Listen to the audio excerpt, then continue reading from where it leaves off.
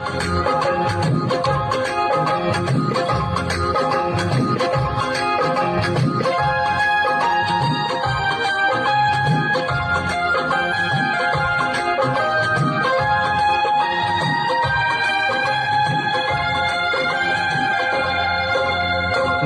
कजरे की धार, ना मोतियों के हार,